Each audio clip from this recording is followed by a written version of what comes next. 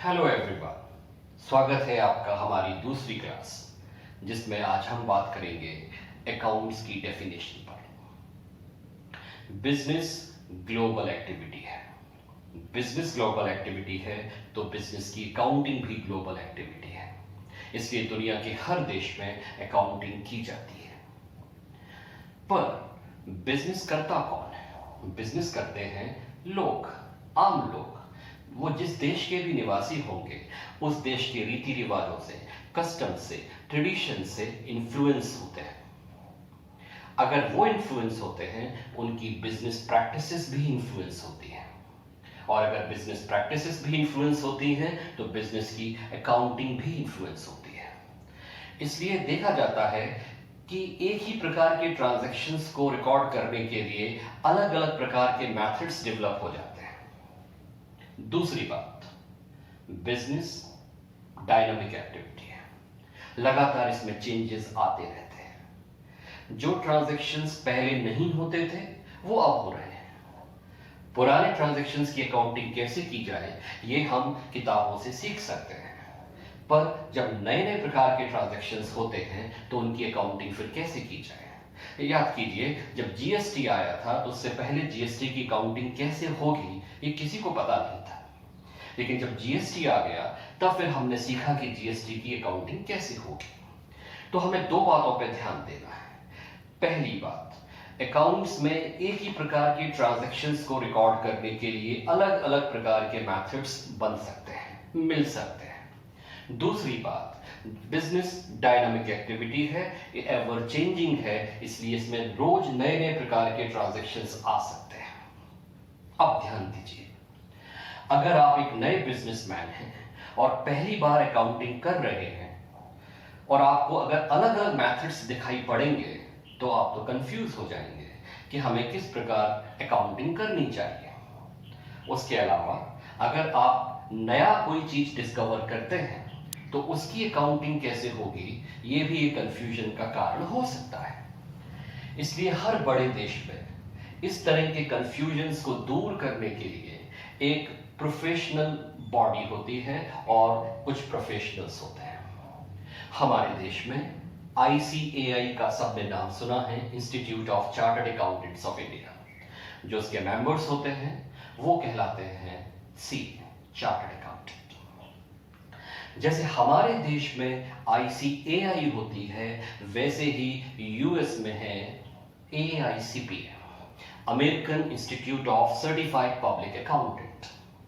इसके जो मेंबर्स हैं उन्हें कहा जाता है CPA, certified public accountant.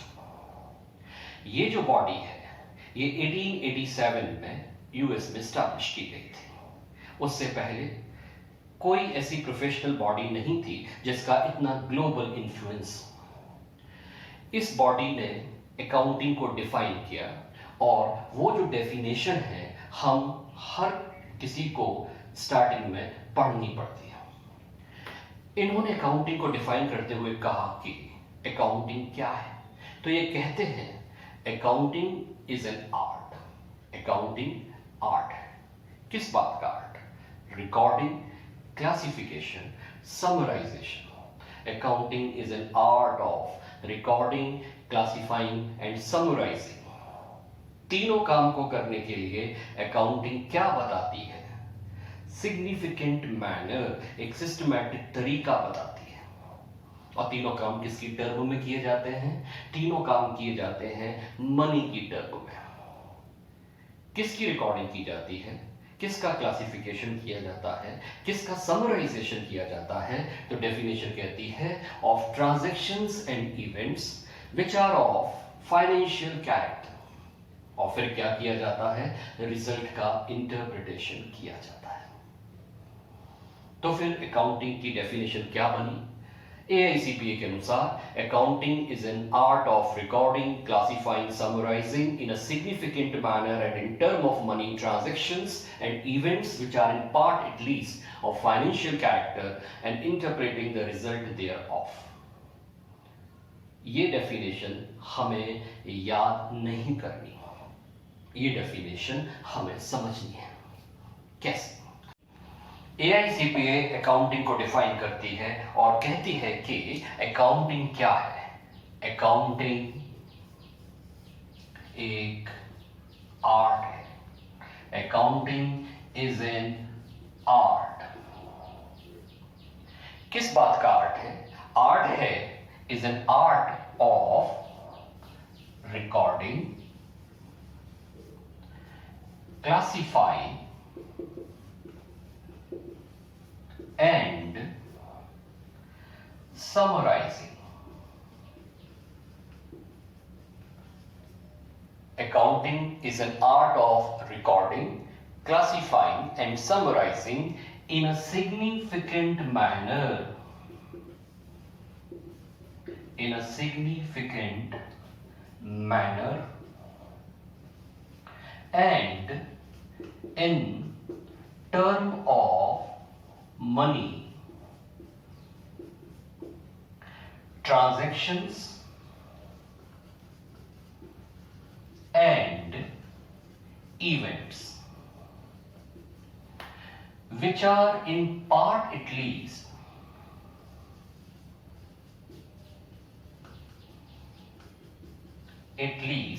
of financial character,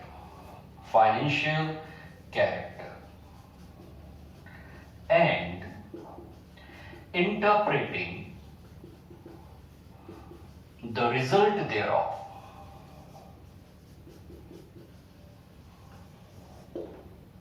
accounting क्या है? अकाउंटिंग एक आर्ट है। किस बात का आर्ट है? अकाउंटिंग आर्ट है रिकॉर्डिंग का, क्लासिफिकेशन का और समराइजेशन का।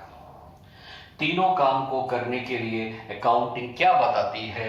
एक सिस्टमैटिक तरीका बताती है। तीनों काम किसकी टर्म में होते हैं? तीनों काम मनी की टर्म में होते हैं। पर किसकी अकाउंटिंग होती है? सिर्फ उन ट्रांजैक्शंस और इवेंट्स की जो कि फाइनेंशियल नेचर के होते हैं। और फिर क्या होता है? फिर रिजल्ट का इंटरप्रिटेशन किया जाता है। इसका मतलब डेफिनेशन में कुछ भी याद करने का नहीं है, डेफिनेशन को सिर्फ समझना है। डेफिनेशन कहती है accounting is an art of recording, classifying, summarizing in a significant manner and in term of money, transactions and events which are in part at least of financial character and interpreting the result thereof. आप भी इसे systematic तरीके से याद कर सकते हैं, लेकिन समझेंगे तो ज्यादा अच्छा होगा। अभी तक हमने जो कवर किया है पहली क्लास में, अकाउंटिंग क्यों करनी चाहिए, 3 कारण में।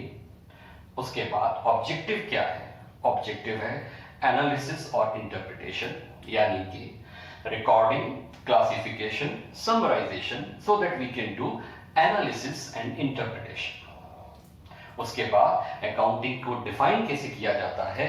तो हमने डिफाइन किया अकाउंटिंग जो है वो आर्ट है, recording, classifying, summarizing in a significant manner and in term of money, transactions and events which are in part at least of financial character and interpreting the result thereof. आज के लिए इतना ही। मिलते हैं अगली क्लास में नए टॉपिक के साथ।